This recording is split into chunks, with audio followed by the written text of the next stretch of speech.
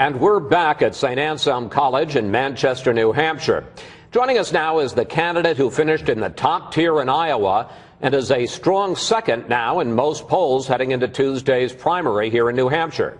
Congressman Ron Paul, welcome to Fox News Sunday. Thank you very much. Nice to be with you. Let's start with your third place finish in Iowa this week. According to the entrance polls, you took 40% of voters who describe themselves as moderate or liberal, but only 14% of Republicans. Question, how can you win the GOP nomination if Republicans don't vote for you? Well, you know, there was another analysis of that. There was, nearly half or 47% of the independent, but another number was close to 40-some that were conservative. So maybe they're independents or something like that. But no, the message has to be across the board. We have to get Republican votes. But right now, I'm very strong on those individuals who want to come into the party. The young people, they are wanting to come in, and I do very, very well there. And the independents, a good thing. So, but I still have to, attract those votes who consider themselves conventional Republicans. But, I talk about, the wisdom of the Republican Party. They talk about limited government and balanced budgets.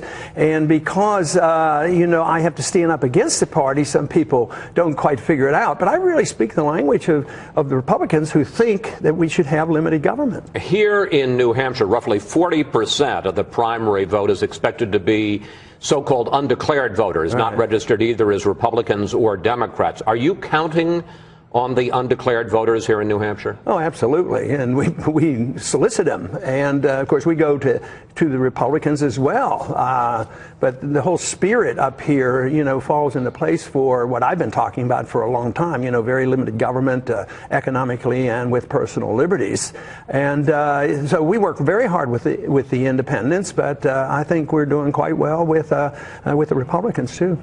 Your campaign manager says that your focus is to win 5 caucus states like Minnesota and Maine and Missouri, because if you take 5 states, you can then get your name placed in nomination at the Republican convention in Tampa in August. Question, that sounds more like a strategy to make a primetime speech at the convention or to affect the party platform than it does to win the nomination. Of course, that's the fallback. If we don't pull it off and we're not in first place, yes, that would be a good goal.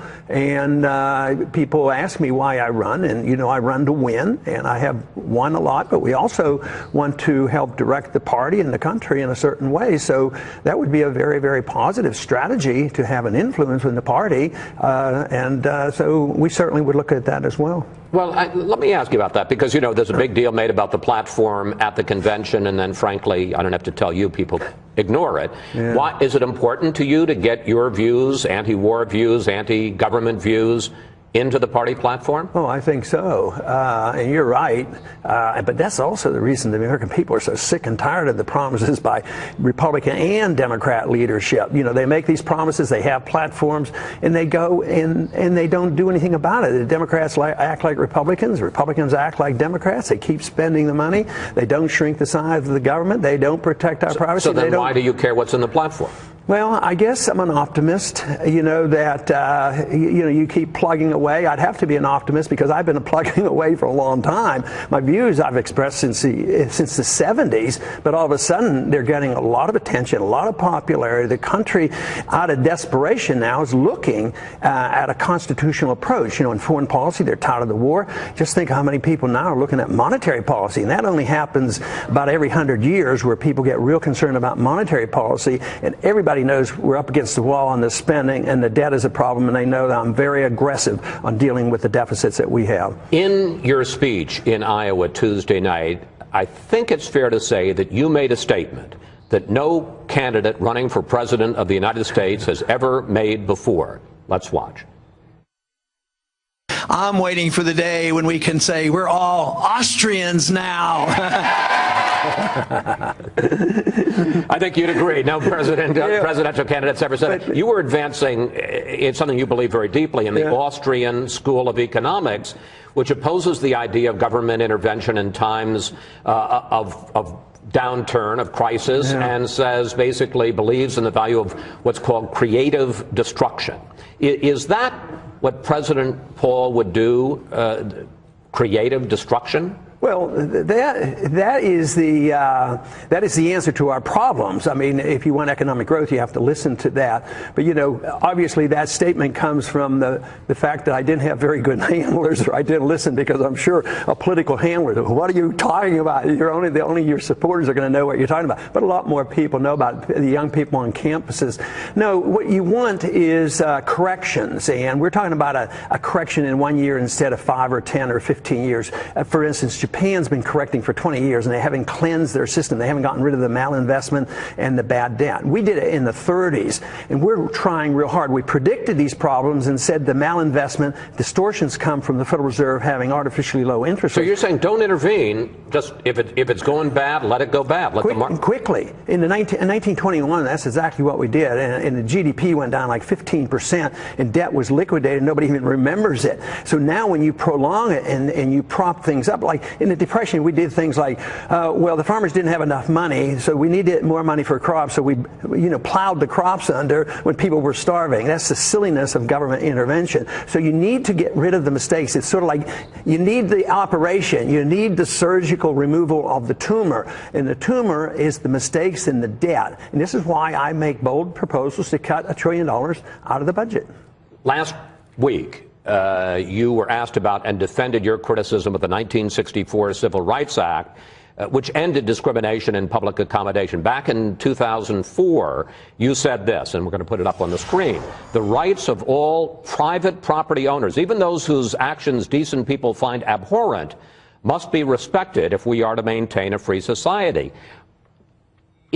Are you saying that the owner of a restaurant, a private restaurant, should be able to decide whether or not to serve black people? What I'm saying is I'm challenging individuals to say, what is private property? Is private property, is your house private property, but your restaurant is not? How do you separate the two? One is good and one isn't. But yes, we believe that the laws, the bad laws, the Jim Crow laws, where government forces integration, they're evil and monstrous. Forces segregation. And so we have to get rid of those. But you don't throw away all private property, because we're convinced that your civil liberties are protected by your property. Yeah, you have a right of free speech and you have a TV station, but it's this property. Nobody can walk into the studio and exert themselves. The bedroom, wait, let me finish if I could. The bedroom is private property, so if you want to protect sexual preferences, you protect the property of the bedroom. So we can't separate civil liberties from property. But specifically, are you saying that if I own a restaurant and I don't want to serve an African American, I should be able to? Well, you know what they've done. The whole thing is that's ancient history. That's been settled a long time ago, and nobody's going to go back to it. It would be the most devastating thing and stupid for people to do that. They'd lose their business. So that's would really. It be wrong? It would be wrong. It would be morally wrong. But I'm not going to throw out because I have such high regard for property rights.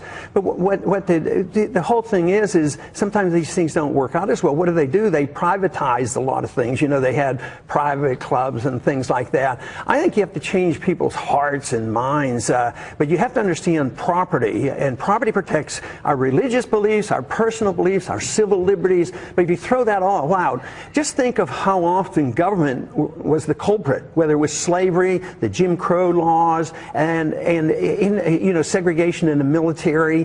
This was all government, so we want that out of the way. But it sounds like ideally, and I'm not saying you would do it because you're also practical, it sounds like ideally you would like to return back a century to the days when government didn't intervene, when there was an economic problem, didn't soften the blow, and quite frankly didn't enforce racial integration. No, we think of ourselves as advancing the cause of liberty in a modern state, because if you go back 100 years, you're going to go back to Jim Crow laws and slavery. So no, we don't want to go back. Even the gold standard, I don't want to go back to an imperfect gold standard. We want to build on the freedoms that our founders gave us and the tremendous success we've had in the prosperity. Now we're losing this. We're losing our liberties with the National Defense Authorization Act and the arrest of American citizens. I mean, we're going backwards on this, and all civil liberty is going to be attacked if we don't reverse this. Finally, you have recently been leaving the door open again to running as an independent if you don't win the Republican nomination. I want to take you back, though, to a conversation that you and I had 2 months ago here on Fox News Sunday. Let's watch. I have no intention of doing that. That doesn't make any sense to me to even think about it, let alone plan to do that. Because? Because I don't want to do it. You like that answer? Yeah, I love the answer then. I love it now. But so my question is, where are you? What you're saying now, which is I'll decide later, or I have no intention of doing it because I don't want to do it? I'd give the same answer. I don't want to do it. I have no plans on doing it. I want to see how well I do. I'm doing pretty darn well. I know you are. Getting through. But are you still? Are you leaving the door open, or you're not leaving the door open? I'm not an absolutist. When I left Congress, I had no intention whatsoever to going back. But 12, 15 years, if I said I will never return to Congress, they would have closed the door. But I have no plans. Everybody knows I have no intention, of doing that. That would be a bit of a burden. And besides, I don't want to do it. Congressman Paul, thank you, as always, for coming in and talking with us. Good luck on Tuesday night, and we'll see you down the campaign trail. Thank you.